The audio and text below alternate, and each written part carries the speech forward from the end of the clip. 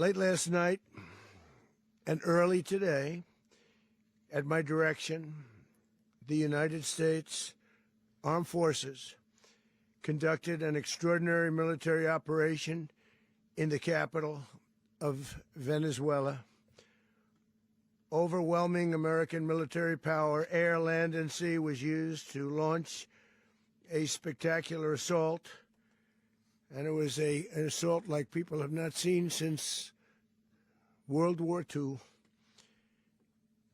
It was a force against a heavily fortified military fortress in the heart of Caracas to bring outlaw dictator Nicolas Maduro to justice.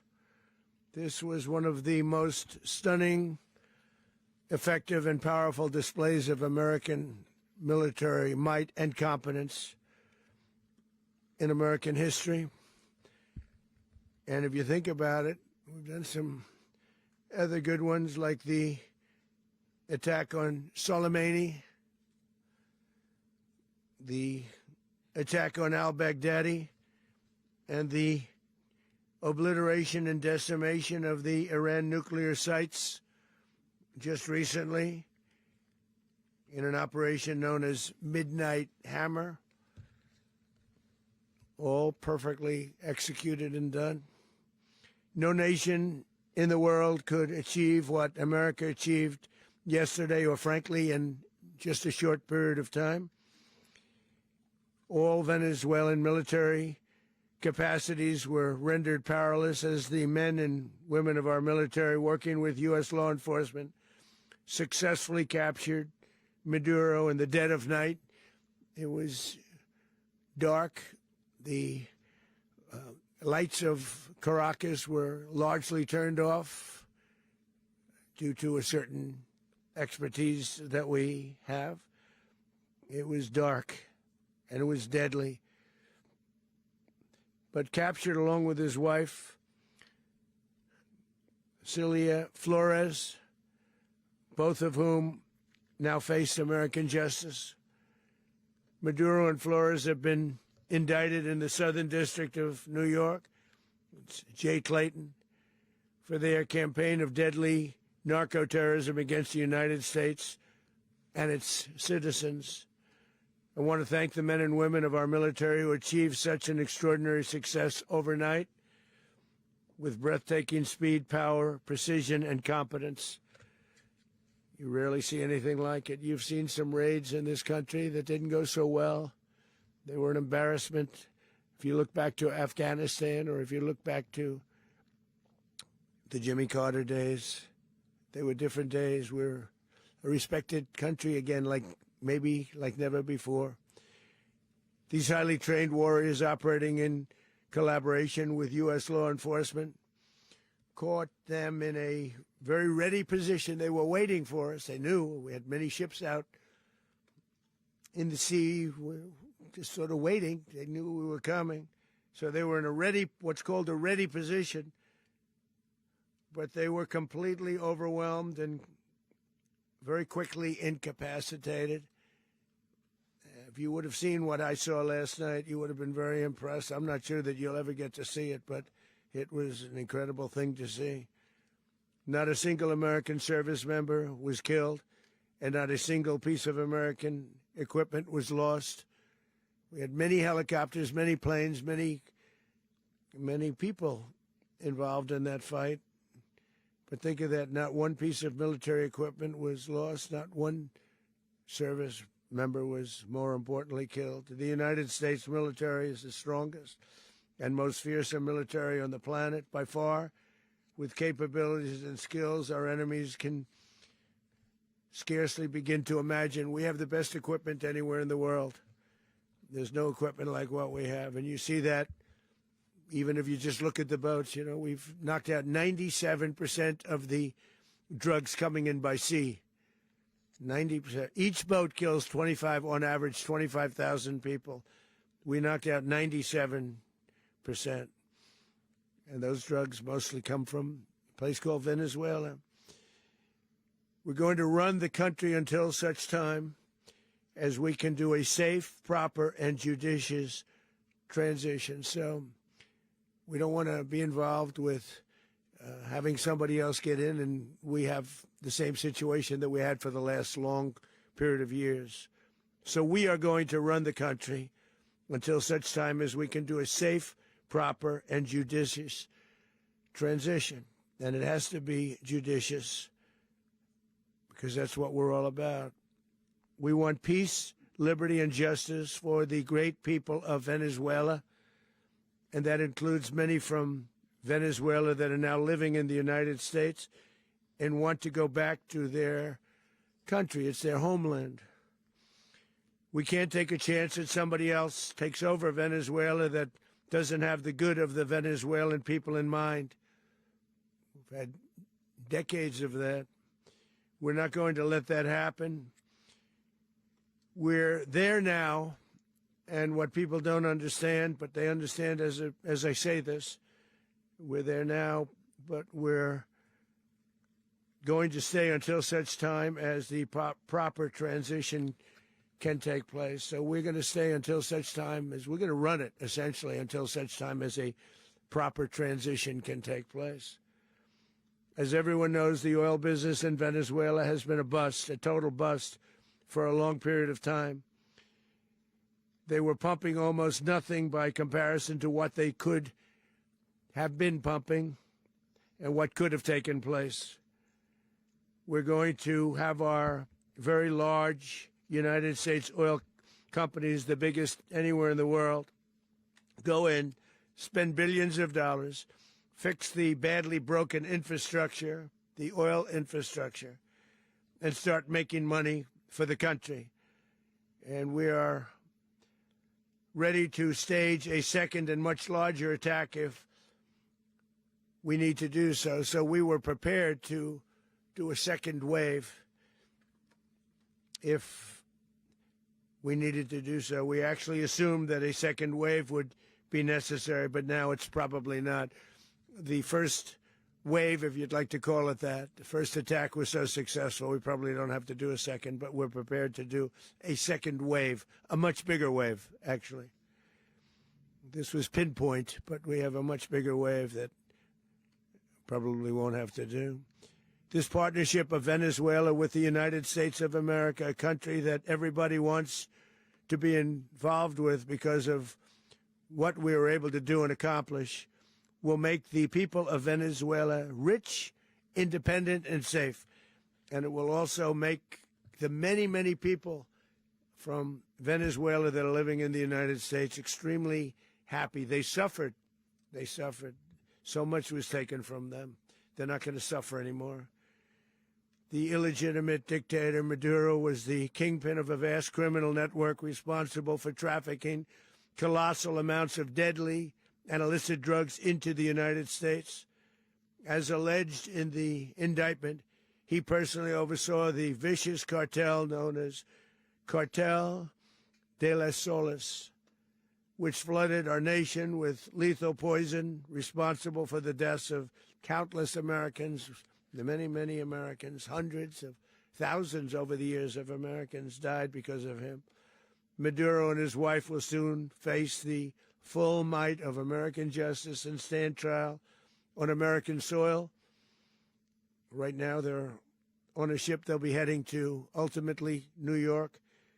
And then a decision will be made, I assume, between New York and Miami or Florida. But we have people where the overwhelming evidence of their crimes will be presented in a court of law. And I've seen it. I've seen what we have. It's both horrible and breathtaking that something like this could have been allowed to take place. For many years after his term as president of Venezuela expired, Maduro remained in power and waged a ceaseless campaign of violence, terror, and subversion against the United States of America, threatening not only our people, but the stability of the entire region. And you all saw it. In addition to trafficking gigantic amounts of illegal drugs that inflicted untold suffering and human destruction all over the country, all over, in particular, the United States, Maduro sent savage and murderous gangs, including the bloodthirsty prison gang, Tren de Aragua, to terrorize American communities nationwide. And he did indeed. They were in Colorado. They took over apartment complexes. They cut the fingers off people if they called police. They were brutal, but they're not so brutal now. And I just have to congratulate our military, Pete and everybody, and our National Guard, because the job that they've done, whether it's in Washington, D.C., where we have a totally safe city, where it was one of the most unsafe cities anywhere in the world, frankly, and now we have no crime in Washington, D.C. We haven't had a killing. We had the terrorist attack a few weeks ago, a little bit of a different kind of a threat, but we haven't had a killing in a long period of time, 6-7 months. We used to have two, on average, 2 a week in Washington, our capital. We don't have that anymore. The restaurants are opening. Everyone's happy. They're going, they're walking their daughters, they're walking their children, their wives. They walk to restaurants. Restaurants are opening all over Washington, D.C. So I want to thank the National Guard. I want to thank our military. And I want to thank law enforcement. Been amazing. And they should do it with more cities. We're doing it, as you know, and we're doing it in Memphis, Tennessee right now, and crime is down. We've just sort of started a few weeks ago, but crime is down now 77%. And the governor of Louisiana called, great person, and he wanted us to help him, as you know, in a certain very nice part of Louisiana.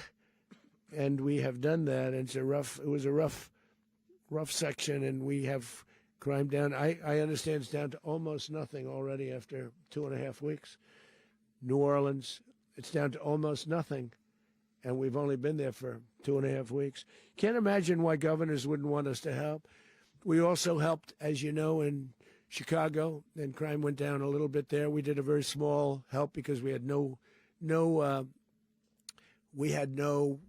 working ability with the governor. The governor was a disaster, and the mayor was a disaster, but it knocked down crime. But we're pulling out of there. When they need us, we'll know.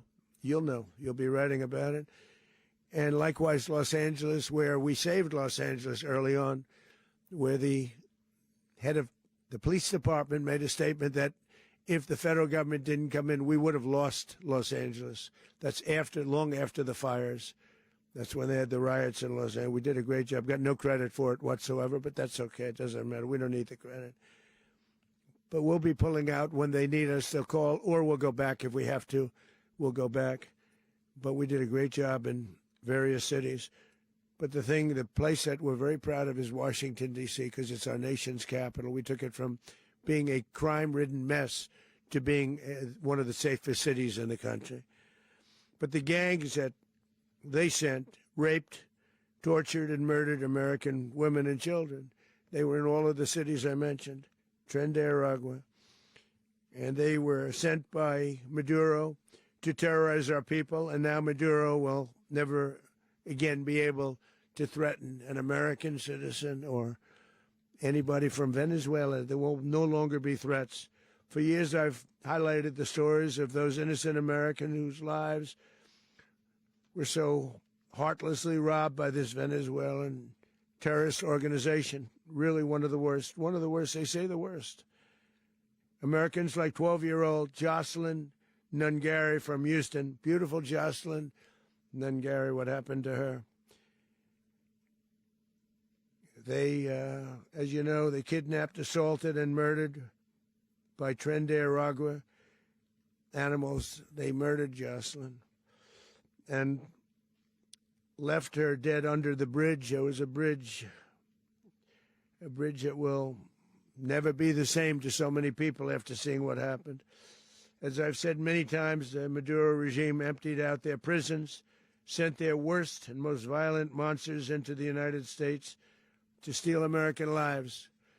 And they came from mental institutions and insane asylums. They came from prisons and jails. The reason I say both, they sound similar. Actually, prisons a little bit more hostile, a little bit tougher. A mental institution isn't as tough as an insane asylum, but we got them both. They sent from their mental institutions. They sent from their jails, prisons. They were drug dealers. They were drug kingpins. They sent everybody bad into the United States, but no longer. And we have now a border where nobody gets through. In addition, Venezuela unilaterally seized and stole American oil, American assets, and American platforms, costing us billions and billions of dollars. They did this a while ago, but we never had a president that did anything about it. They took all of our property. It was our property. We built it. And we never had a president that decided to do anything about it. Instead, they fought wars that were 10,000 miles away. We built Venezuela oil industry with American talent, drive, and skill, and the socialist regime stole it from us during those previous administrations, and they stole it through force. This constituted one of the largest thefts of American property in the history of our country. Considered the largest theft of property in the history of our country. Massive oil infrastructure was taken like we were babies, and we didn't do anything about it. I would have done something about it. America will never allow foreign powers to rob our people or drive us back into and out of our own hemisphere. That's what they did. Furthermore, under the now deposed dictator Maduro, Venezuela was increasingly hosting foreign adversaries in our region and acquiring menacing offensive weapons that could threaten U.S. interests and lives. And they used those weapons last night. Potentially in league with the cartels operating along our border. All of these actions were in gross violation of the core principles of American foreign policy, dating back more than 2 centuries, and not anymore. All the way back, it dated to the Monroe Doctrines, and the Monroe Doctrine is a big deal, but we've superseded it by a lot, by a real lot. They now call it the Monroe Document. I don't know. It's Monroe Doctrine. We sort of forgot about it. It was very important, but we forgot about it. We don't forget about it anymore. Under our new national security strategy, American dominance in the Western Hemisphere will never be questioned again. Won't happen. So just in concluding, for decades, other administrations have neglected or even contributed to these growing security threats in the Western Hemisphere. Under the Trump administration, we are reasserting American power in a very powerful way in our home region. And our home region is very different than it was just a short while ago. The future will be, and we did this in my first term. We had great dominance in my first term, and we have far greater dominance right now. Everyone's coming back to us. The future will be determined by the ability to protect commerce and territory and resources that are core to national security. These are core to our national security. Just like tariffs are, they've made our country rich, and they've made our national security stronger than ever before. But these are the iron laws that have always determined global power. And we're going to keep it that way. We will secure our borders. We will stop the terrorists. We will crash the cartels, and we will defend our citizens against all threats, foreign and domestic. Other presidents may have lacked the courage or whatever to defend America, but I will never allow terrorists and criminals to operate with impunity against the United States. This extremely successful operation should serve as warning to anyone who would threaten American sovereignty or endanger American lives. Very importantly, the embargo on all Venezuelan oil remains in full effect. The American Armada remains poised in position, and the United States retains all military options until United States demands have been fully met and fully satisfied. All political and military figures in Venezuela should understand what happened to Maduro can happen to them, and it will happen to them if they aren't just fair, even to their people. The dictator and terrorist, Maduro, is finally gone in Venezuela. People are free. They're free again. It's been a long time for them, but they're free. America is a safer nation. This morning, it's a prouder nation this morning because it didn't allow this horrible person and this country that was doing very bad things to us. It didn't allow it to happen. And the Western Hemisphere is right now a much safer place to be. So I want to thank everybody for being here. I want to thank General Raisin Kane. He's a fantastic man. I've worked with a lot of generals. I worked with some I didn't like. I worked with some I didn't respect. I worked with some that just weren't good. But this guy is fantastic. I watched last night one of the most precise attacks on sovereignty. I mean, it was an attack for justice. And I'm very proud of him, and I'm very proud of our Secretary of War, Pete Hegseth, who I'm going to ask to say a few words. Thank you very much. Mr. President, can you explain how the U.S. will run Venezuela? Well, thank you, Mr. President.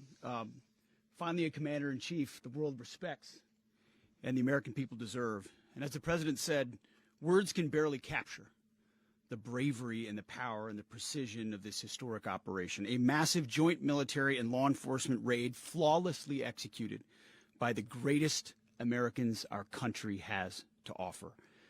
American warriors are second to none, the best in the world and the best of our country. What all of us witnessed last night was sheer guts and grit, gallantry and glory of the American warrior. I'm simply humbled by such men. And I tip my hat to our chairman, Dan Raisin Kane, and all those Americans who stood watch last night. Our warriors are the elite of America, and again, President Trump has your back. No other country on planet Earth, and it's not even close, could pull this kind of operation off. And no other president has ever shown this kind of leadership, courage, and resolve, the most powerful combination the world has ever seen. As the President said, our adversaries remain on notice. America can project our will anywhere, anytime. The coordination, the stealth, the lethality, the precision, the very long arm of American justice, all on full display in the middle of the night. Nicolas Maduro had his chance, just like Iran had their chance, until they didn't and until he didn't. He effed around, and he found out.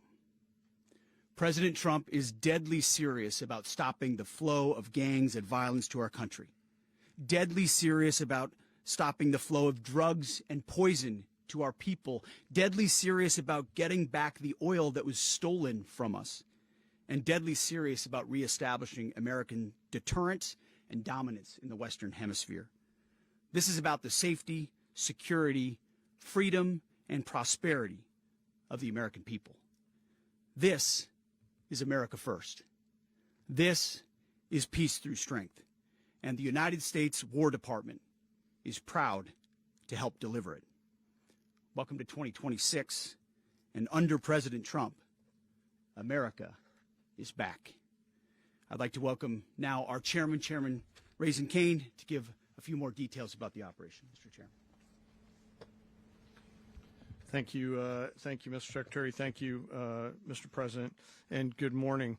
Last night, on the order of the President of the United States and in support of a request from the Department of Justice, as the President said, the United States military conducted an apprehension mission in Caracas, Venezuela, to bring to justice two indicted persons, Nicolas and Cecilia Maduro.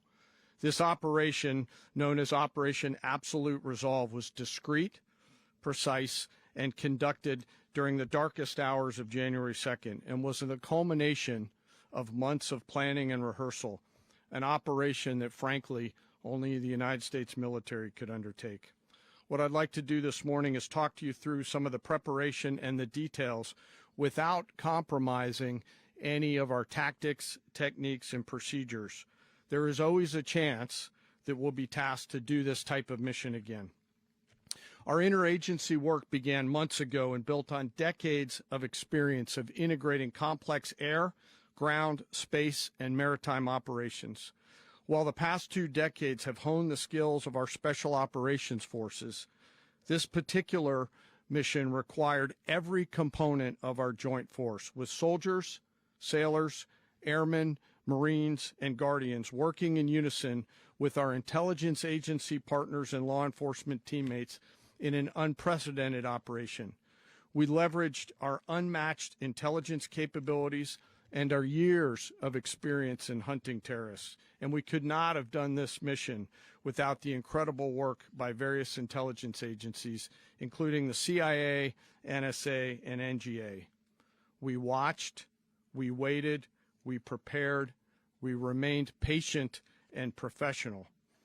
This mission was meticulously planned, drawing lessons from decades of missions over the last many years, many missions over these last many years. This was an audacious operation that only the United States could do. It required the utmost of precision and integration within our joint force. And the word integration does not explain the sheer complexity of such a mission. An extraction so precise it involved more than 150 aircraft launching across the Western Hemisphere in close coordination, all coming together in time and place to layer effects for a single purpose: to get an interdiction force into downtown Caracas while maintaining the element of tactical surprise. Failure of one component of this well-oiled machine would have endangered the entire mission, and failure is never an option for America's joint force. Those in the air over Caracas last night were willing to give their lives for those on the ground and in the helicopters. Let me talk a little bit about the preparation. After months of work by our intelligence teammates to find Maduro and understand how he moved, where he lived, where he traveled, what he ate, what he wore, what were his pets, in early December, our force was set pending a series of aligned events. Key was choosing the right day to minimize the potential for civilian harm and maximize the element of surprise, and minimize the harm to the indicted personnel so, as the president said, they could be brought to justice. And as the president said earlier today, weather in Venezuela is always a factor this time of the year. And over the weeks through Christmas and New Year's, the men and women of the United States military sat ready, patiently waiting for the right triggers to be met and the president to order us into action. Last night, the weather broke just enough, clearing a path that only the most skilled aviators in the world could maneuver through. Ocean, mountain, low cloud ceilings, but when tasked with a mission, this organization does not quit. At 10:46 p.m. Eastern Time last night, the president ordered the United States military to move forward with this mission. He said to us, and we appreciate it, Mr. President, good luck and Godspeed. And those words were transmitted to the entire joint force. Over the course of the night, aircraft began launching from 20 different bases on land and sea across the Western Hemisphere. In total, more than 150 aircraft, bombers, fighters, intelligence, reconnaissance, surveillance, rotary wing were in the air last night. Thousands and thousands of hours of experience were airborne. Our youngest crew member was 20, and our oldest crew member was 49, and there's simply no match for American military might. As the night began, the helicopters took off with the extraction force, which included law enforcement officers, and began their flight into Venezuela at 100 feet above the water. As they approached Venezuelan shores, the United States began layering different effects provided by Spacecom, Cybercom, and other members of the interagency to create a pathway. Overhead, those forces were protected by aircraft from the United States Marines, the United States Navy, the United States Air Force, and the Air National Guard. The force included F-22s, F-35s, F-18s, EA-18s, E-2s, B-1 bombers, and other support aircraft, as well as numerous remotely piloted drones. As the force began to approach Caracas, the Joint Air Component began dismantling and disabling the air defense systems in Venezuela, employing weapons to ensure the safe passage of the helicopters into the target area. The goal of our air component is, was, and always will be to protect the helicopters and the ground force and get them to the target and get them home. As the force crossed the last point of high terrain where they'd been hiding in the clutter, we assessed that we had maintained totally the element of surprise. As the helicopter force ingressed towards the objective at low level, we arrived at Maduro's compound at 1:01 a.m. Eastern Standard Time, or 2:01 a.m. Caracas local time, and the apprehension force descended into Maduro's compound and moved with speed, precision, and discipline towards their objective and isolated the area to ensure the safety and security of the ground force while apprehending the indicted persons. On arrival into the target area, the helicopters came under fire, and they replied with that fire with overwhelming force in self-defense. One of our aircraft was hit but remained flyable, and as the President said earlier today, all of our aircraft came home, and that aircraft remained flyable during the rest of the mission. As the operation unfolded at the compound, our air and ground intelligence teams provided real-time updates to the ground force, ensuring those forces could safely navigate the complex environment without unnecessary risk.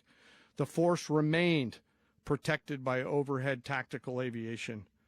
Maduro and his wife, both indicted, gave up and were taken into custody by the Department of Justice, assisted by our incredible U.S. military with professionalism and precision, with no loss of U.S. life. After securing the indicted persons, the force began to prep for departure. Helicopters were called in to exfiltrate the extraction force, while fighter aircraft and remotely piloted aircraft provided overhead coverage and suppressive fire. There were multiple self-defense engagements as the force began to withdraw out of Venezuela.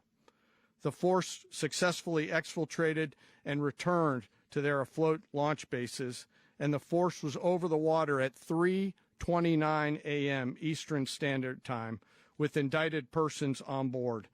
And both Maduro and his wife were embarked aboard the USS Iwo Jima. In closing, what we've witnessed today is a powerful demonstration of America's joint force. We think, we develop, we train, we rehearse, we debrief, we rehearse again and again, not to get it right, but to ensure that we cannot get it wrong. Our jobs are to integrate combat power so when the order comes, we can deliver overwhelming force at the time and the place of our choosing against any foe anywhere in the world. I am immensely proud today of our joint force and filled with gratitude to represent them here today. There is simply no mission too difficult for these incredible professionals and the families that stand by them and support them. As we stand here this morning, our forces remain in the region at a high state of readiness, prepared to project power, defend themselves, and our interests in the region. This operation is a testament to the dedication and unwavering commitment to justice and our resolve to hold accountable those who threaten peace and stability. In closing, I want to express my heartfelt gratitude to the brave men and women who executed this mission. Their courage and tireless commitment to our nation are what makes us strong. Thank you, Mr. Secretary, and thank you, Mr. President. Well, I don't have much to add to what you've heard now, other than the following points. Nicolas Maduro was indicted in 2020 in the United States. He is not the legitimate president of Venezuela. That's not just us saying it. The first Trump administration, the Biden administration, the second Trump administration, none of those three recognized him. He's not recognized by the European Union and multiple countries around the world. He is a fugitive of American justice with a $50 million reward which I guess we saved $50 million. And Make sure. yeah, exactly. But Don't let anybody claim it. Nobody deserves it but us. But I want to be clear about one thing. Nicolas Maduro had multiple opportunities to avoid this. He was provided multiple very, very, very generous offers and chose instead to act like a wild man, chose instead to play around. And the result is what we saw tonight. The other message here is the following. You have a guy, like many people around the world, they like to play games. You have a guy who decides he's going to invite Iran into his country, is going to, do the confiscation of American oil companies, is going to flood our country with gang members, is going to take Americans prisoner and try to hold them for hostage and trade them like he was able to do with the Biden administration. Basically likes to play games all this time and thinks nothing's going to happen. And I hope what people now understand is that we have a president. The 47th president of the United States is not a game player. When he tells you that he's going to do something, when tells you he's going to address a problem, he means it. He actions it. I can tell you, I've watched this process now for 14, 15 years, been around it. Everybody talks. I'm going to do this. I'm going to do that. When I get there, we're going to do this. We're going to take. This is a president of action. Like, I don't understand yet how they haven't figured this out. And now, if you don't know, now you know. Because this is the way it's going to play out. And I think people need to understand that this is not a president that just talks and does letters and press conferences. And, if he says he's serious about something, he means it. And this is something that was a direct threat to the national interest of the United States, and the president addressed it. There's a president of peace, by the way. I told you what I just said earlier. This guy had multiple opportunities to find his way somewhere else and figure out another. He could have been living somewhere else right now very happy, but instead he wanted to play big boy. And so now, he's got other sets of problems on his hands. And but I think the message here should be for the world. Look, the president doesn't go out looking for people to pick fights with. He's not generally wants to get along with everybody. We'll talk and meet with anybody, but don't play games. Don't play games with this president's in office, because it's not going to turn out well. And so I hope that I guess that lesson was learned last night, and we hope it'll be instructive moving forward. Is that a message for Cuba? Mr. President. Mr. President. Mr. President. Mr. President. You said that the U.S. is going to run Venezuela. So who's in power right now? Well, we're going to be running it with a group, and we're going to make sure it's run properly. We're going to rebuild the oil infrastructure, which will cost billions of dollars. It'll be paid for by the oil companies directly. They will be reimbursed for what they're doing, but that's going to be paid. And we're going to get the oil flowing the way it should be. As you know, it was just a minor flow. It was actually a minor flow for what they have. But we're going to run it properly, and we're going to make sure the people of Venezuela are taken care of. We're going to make sure the people that were forced out of Venezuela by this thug are also taken care of. Mr. President, does the U.S. running the country mean that U.S. troops will be on the ground? How will that work? Well, they always say boots on the ground. So we're not afraid of boots on the ground if we have to have. We had boots on the ground last night at a very high level, actually. We're not afraid of it. We don't mind saying it.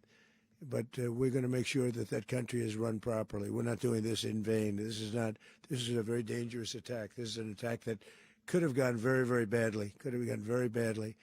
We could have lost a lot of people last night. We could have lost a lot of dignity. We could have lost a lot of equipment. The equipment is less important, but we could have lost a lot. And we're going to make sure that this is proper. We're there now. We're ready to go again if we have to. We're going to run the country right. It's going to be run very judiciously, very fairly. It's going to make a lot of money. We're going to give money to the people. We're going to reimburse people that were taken advantage of. We're going to take care of everybody. It's very important. We couldn't let them get away with it. They stole our oil. We built that whole industry there, and they just took it over like we were nothing. And we had a president that decided not to do anything about it. So we did something about it. We're late, but we did something about it. Yeah, please. Can you explain the exact mechanism by which you're going to run the country? Are you going to designate a U.S. official to coordinate? Yes, it's all being done right now. We're designating people. We're talking to people. We're designating various people, and we're going to let you know who those people are. That would run Venezuela. Well, it's largely going to be for a period of time the people that are standing right behind me. We're going to be running it. We're going to be bringing it back. It's a dead, I talk about a dead country. A year and a half ago, we were a dead country. Now we're the hottest country anywhere in the world. We're a country doing better than any country anywhere in the world. and it required leadership. Venezuela has a lot of bad people in there, a lot of bad people that shouldn't be leading. We're not going to take a chance that one of those people take over for Maduro. So you can look at, and others, we have fantastic people, including people in the military. So we're going to have a group of people running it until such time as it can be put back on track, make a lot of money for the people, and give people a great way of life, and also reimbursement for people in our country that were forced out of Venezuela. Rubio would be. You said earlier today that you weren't going to back Machado to come back and be the opposition leader in your Fox and Friends interview. And then you also mentioned the vice president of Venezuela. Are you going to work with the vice president of Venezuela, or how do you foresee the relationship going? I understand she was just sworn in, but she was, as you know, picked by Maduro. So Marco's working on that directly. He just had a conversation with her, and she's essentially willing to do what we think is necessary to make Venezuela great again. Very simple. Mr. President, Colombian President Gustavo Petro, a couple weeks ago, you said he's got to watch his ass. And today he said he's not concerned about anything happening to him in the aftermath of this operation. So just what your message is about that. He has cocaine mills. He has factories where he makes cocaine.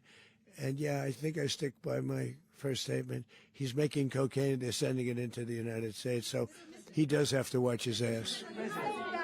Mr. President, did you notify any members of Congress in advance? Marco, do you want to talk about that? Because you were involved in it. Sure. We call members of Congress immediately after. This was not the kind of mission that you can do congressional notification on. It was a trigger-based mission in which conditions had to be met night after night. We watched and monitored that for a number of days.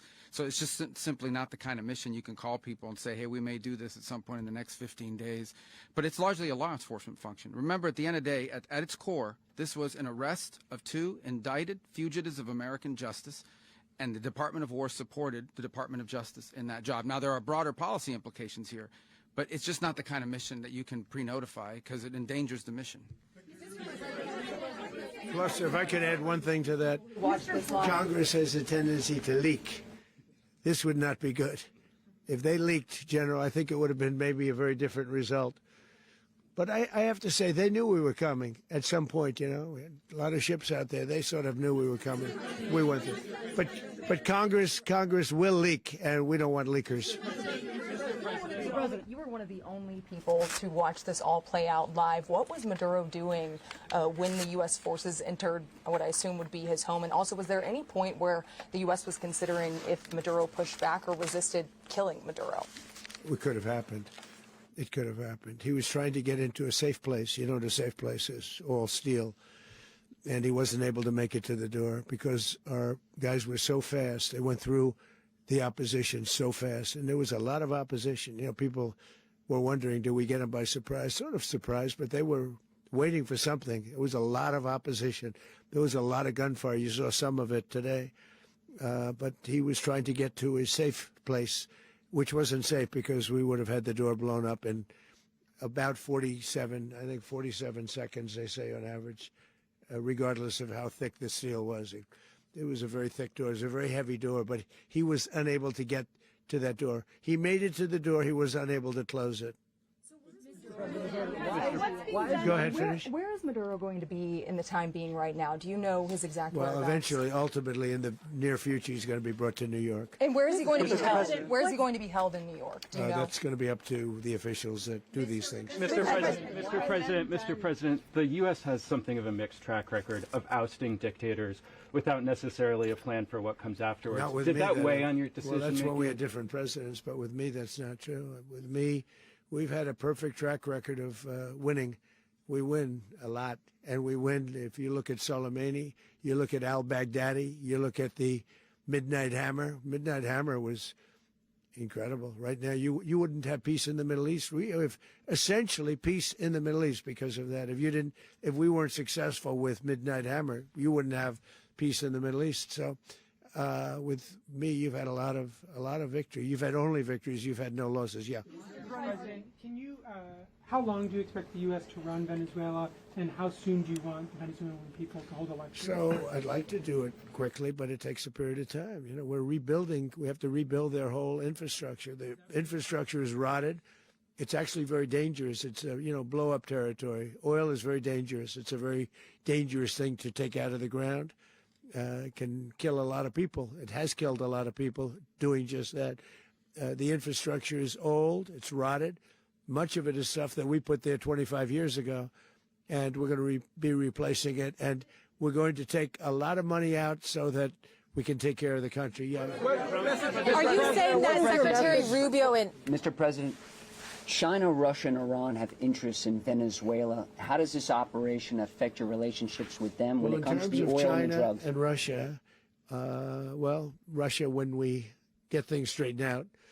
But in terms of other countries that want oil, we're in the oil business. We're going to sell it to them. We're not going to say we're not going to give it to them.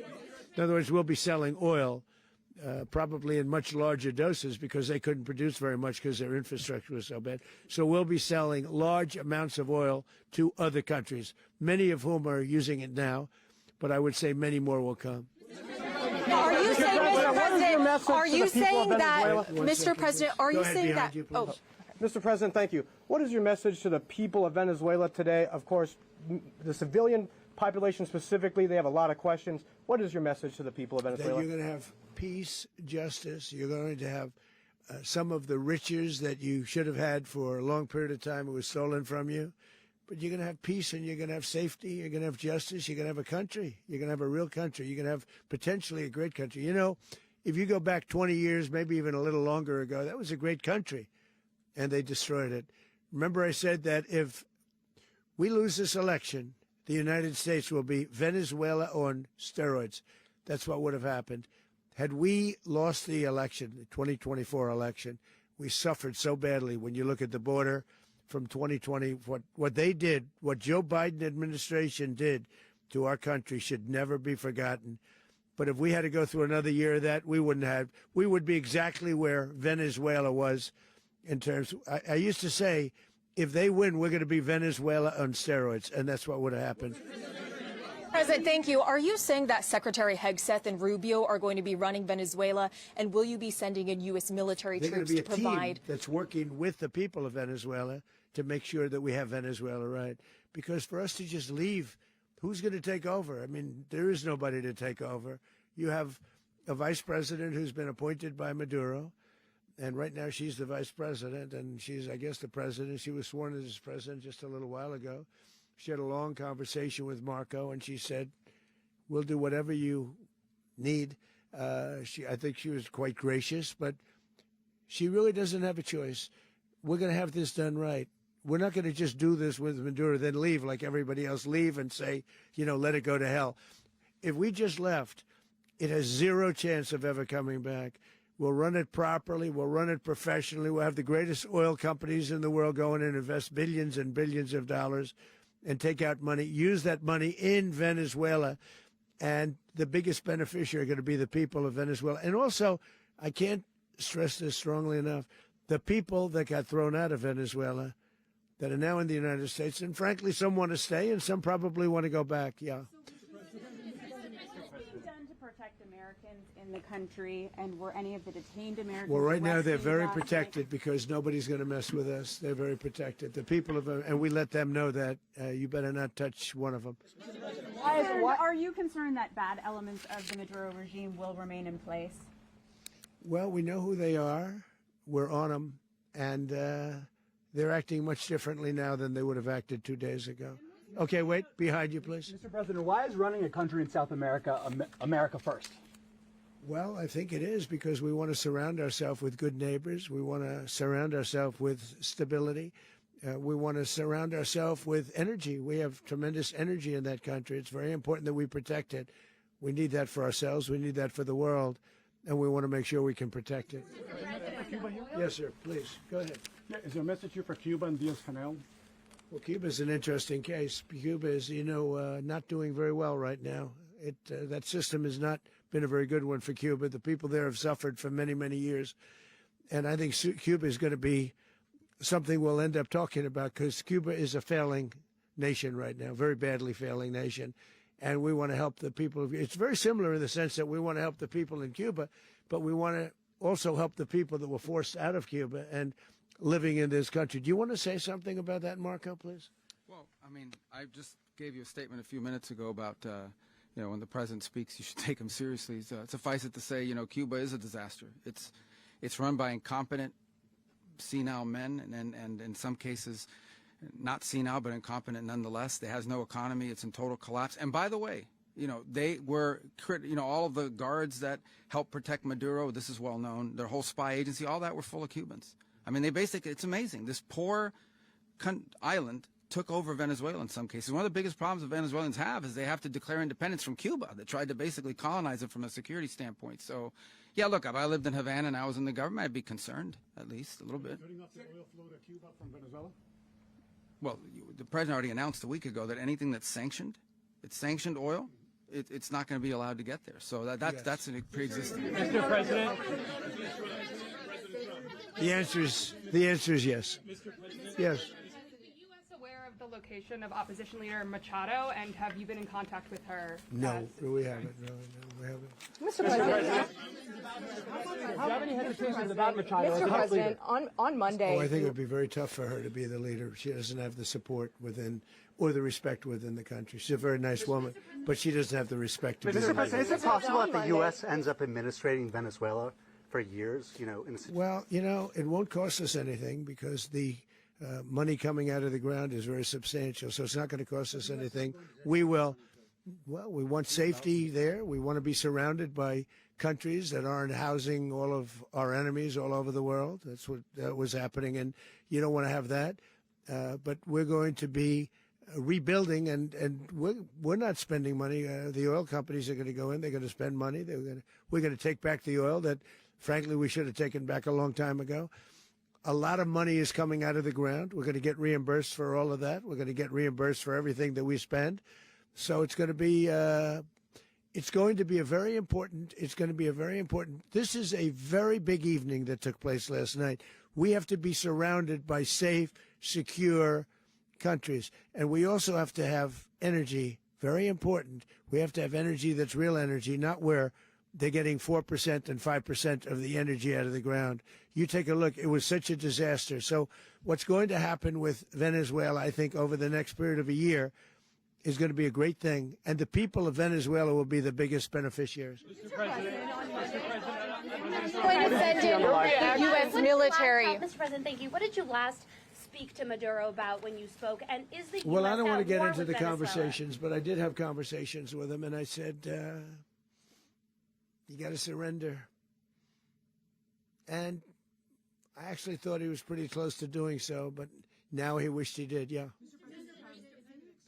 You said that Maduro is responsible for drug trafficking. You recently pardoned the former president of Honduras who was convicted of many drug trafficking. Can you explain how these two situations are different? And would you ever pardon Maduro? I endorsed, as you know, the winning president, the man who won in Honduras. I endorsed the man who won in Chile. I endorsed the man who won in Argentina. And we are doing very well with that whole group. What the man that I pardoned was, if you could equate it to us, he was treated like the Biden administration treated a man named Trump. That didn't work out too well for them. This was a man who was persecuted very unfairly. He was the head of the country. He was persecuted very unfairly. And there are a number of them. And we felt that it was a very unfair situation that happened to him. He's also a party member of the man who won. So obviously the people liked what I did. And one of the reasons that was done is because of the fact that the party in power felt very strongly that that man was treated very badly. I studied it very quickly, and then I studied it in great detail. I went to a lot of the people standing behind me, and they felt that that man was persecuted and treated very badly. That's why I gave him a pardon. You referenced boots on the ground earlier. Can you just sort of button this up? Do you envision the U.S. military having a presence in Venezuela as the U.S. runs that country? No, we're going to have a presence in Venezuela as it pertains to oil, because we have to have, we're sending our expertise in. So you may need something, not very much. But no, we're going to be taking out a tremendous amount of wealth out of the ground. And that wealth is going to the people of Venezuela and people from outside of Venezuela that used to be in Venezuela. And it goes also to the United States of America in the form of reimbursement for the damages caused us by that country. So I want to thank you all very much. Thank you. Do you have one? Yes, please. You were so nice before. I'm going to give you the final question. Go Thank ahead. you, Mr. Unless it's a President. bad question, in It's which about case I'll Putin. go one word. It's about who? It's about Putin, if you want. About Putin. Well, that's Okay. always nice You had to a talk phone- about Putin. You had a phone call with him Yeah. on Monday. Did he talk at all about Maduro? Did y'all talk about this? No, we didn't. And We then- never spoke about Maduro. Are you mad at him right now? I mean, there's this I'm not intelligence. thrilled with Putin. I'm not thrilled with Putin. He's killing too many people. I thought that would be so. I settled 8 1/4 war. You know what the 1/4 was? Thailand and Cambodia. I did it again. They broke out, and I did it in about 5 hours, and I settled it. I'm giving myself 1/4, so I'm up to now 8 1/4. In other words, I settled the war, but then they broke out. They had a pretty bad breakout over the last 4 days. I got them to go back to peace. So I only give 1/4. I thought the easiest one would be, one of the easier ones would be Russia, Ukraine. It's not. And they both have done some pretty bad things. And look, that's Biden's war. That's not my war. But I want to stop the lives. Did you see where last month, 30,000, it was 27,000 the month before. 30,000, mostly soldiers, were killed this last month. 30,000. I want to stop that. You know, I got NATO to pay 5% instead of the 2% that they weren't paying. They weren't paying 2, now they pay 5. And we send them a lot of munitions. We send them a lot of things, missiles and various other things, a lot. And they pay. The United States is not losing money. We're probably making money on that. It's the last thing I care about. I just want to stop all those people. We're losing 25, 30,000 human beings that come from 2 places that are very far away. But if I can stop, because it's something I've been pretty good at doing, deals, I guess. It's all a deal. Life is a big deal. But if I can stop that war and stop 30,000 young people, in addition to the fact that people are being killed in Kiev, people are being killed in other cities throughout, a much smaller number, but they're being killed, viciously killed. So I'm not happy about it. I thought that would be something that would get solved. We have Mr. Witkoff here. I think that we're making progress, but that's a war that should have never happened. If I were president, it would have never happened. Putin says it. Everybody says it. If I were president, that would have never happened. But I inherited that war. That was Joe Biden, Zelensky, and Putin. I came into the situation, and it's a mess. And I will say this. I watched an operation last night that was so precise, that was so brilliant. I mean, it was incredible.